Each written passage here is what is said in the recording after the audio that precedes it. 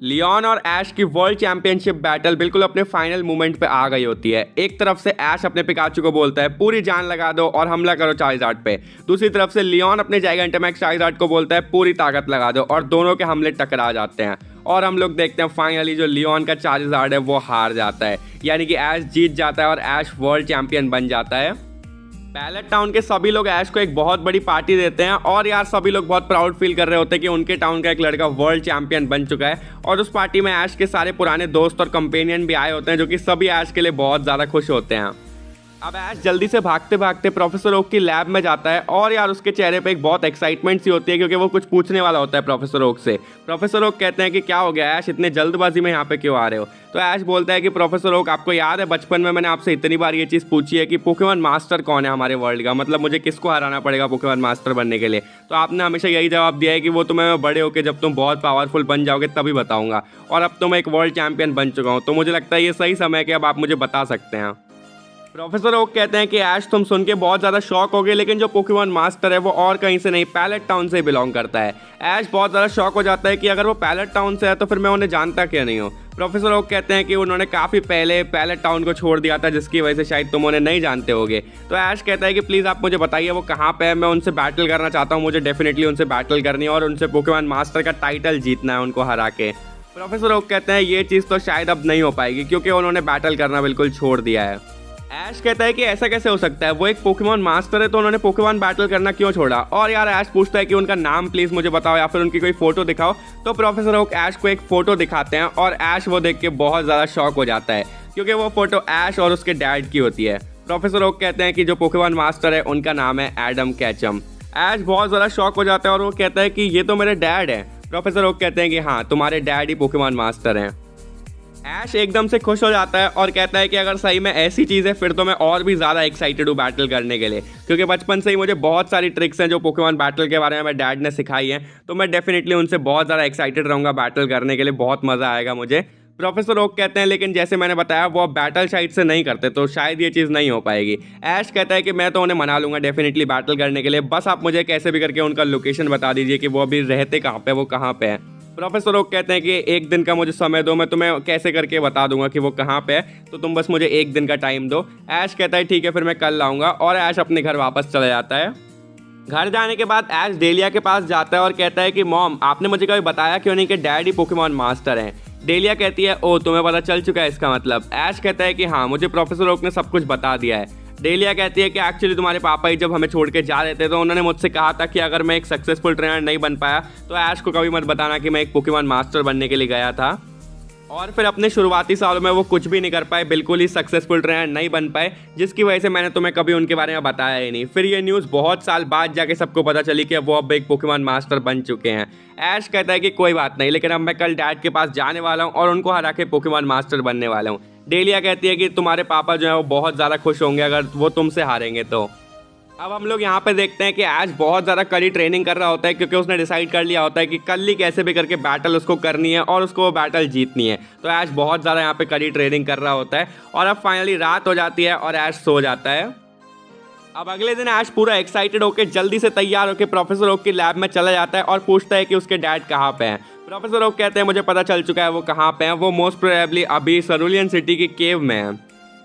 ऐश बहुत ज़्यादा खुश हो जाता है और कहता है कि ये तो बहुत ज़्यादा पास में है, मैं बहुत जल्दी उनके पास पहुंच जाऊंगा। और ऐश निकल जाता है जल्दी से सरूलियन सिटी जाने के लिए। ऐश फाइनली सरूलियन सिटी की केव में आ जाता है। वहाँ पे बहुत ज़्यादा अंधेरा होता है, जिसकी वजह से उसको कुछ भी साफ से दिख नहीं रहा होता।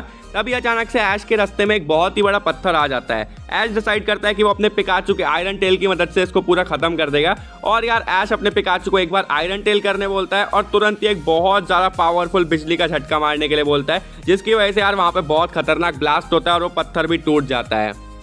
लेकिन तभी अचानक से ऐश पे कोई पोकेमॉन बहुत जोर से हमला करता है, जिससे ऐश बहुत मुश्किल से बच पाता है। ऐश सोचता है कि ये कौन था, किसने उस पर हमला किया है, और तभी उसको पता चलता है कि यार वो पोकेमॉन म्यूटू था। म्यूटू वापस से एक बहुत पावरफुल हमला ऐश पे करता है, लेकिन ऐश वापस से अटैक से बच जाता है।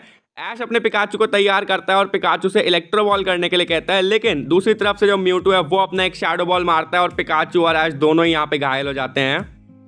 ऐश अपने मन में सोचता है कि शायद से वो जब वो पत्थर तोड़ रहा था, अपना इतना हमला कर रहा था, तो वहाँ पे अंधेरे में शायद म्यूटू पे भी कुछ अटैक लग गया होगा, जिसकी वजह से वो यहाँ पे इतना डिस्टर्ब हो चुका है और ऐश और उस पर हमला करने वाला है। अब म्यूटू यहाँ पे अपना जायंट शैडो बॉल उनको मारने वाला होता है कि तभी अचानक से एक और पोकेमॉन आता है जो कि है ब्लास्टॉइज, और वो एक हाइड्रो पंप मार देता है म्यूटू पे। ऐश देखता है कि ब्लास्टॉइज के पीछे उसका ट्रेनर खड़ा हुआ है, जो कि और कोई नहीं, वो है ऐश के डैड। ऐश बहुत ज़्यादा शॉक हो जाता है।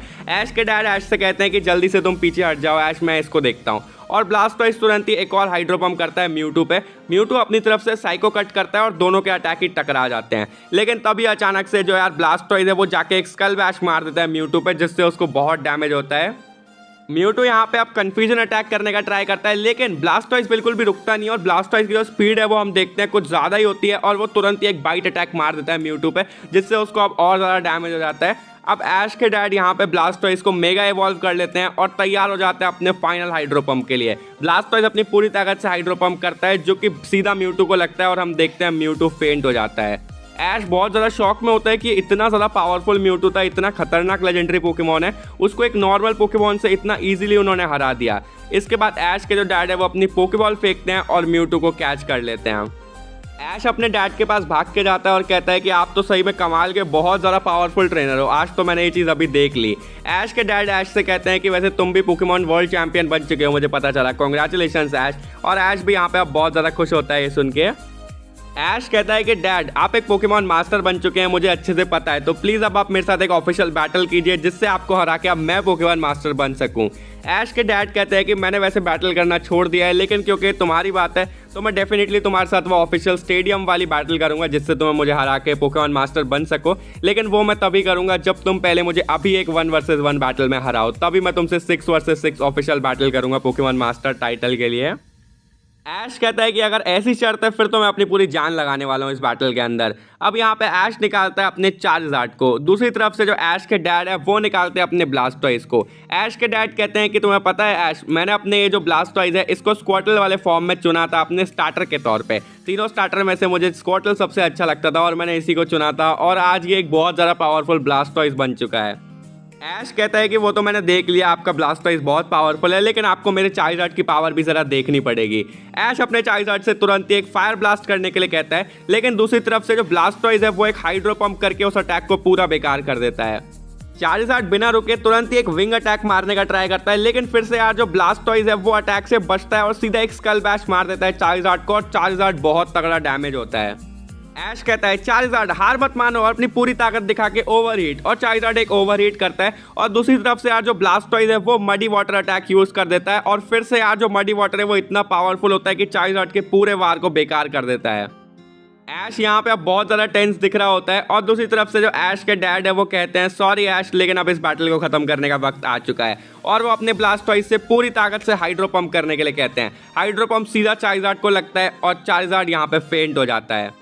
ऐश बहुत ज़्यादा शॉक हो जाता है, उसको बिलीव नहीं हो रहा होता कि वो इतने आसानी से हार चुका है, उसका चार्जर्ड इतना पावरफुल पोकेमॉन इतने आसानी से हार चुका है। और इसी के साथ ये यहाँ पे एंड हो जाता है। वीडियो पसंद आए तो लाइक ज़रूर कर देना, चैनल पर अगर नए हो सब्सक्राइब नहीं किया सब्सक्राइब करो, बेल आइकन नहीं दबाया बेल आइकन जरूर दबा देना ताकि नेक्स्ट वीडियो का नोटिफिकेशन मिल जाए। मिलूंगा अगली वीडियो में, तब तक के लिए गुड बाय।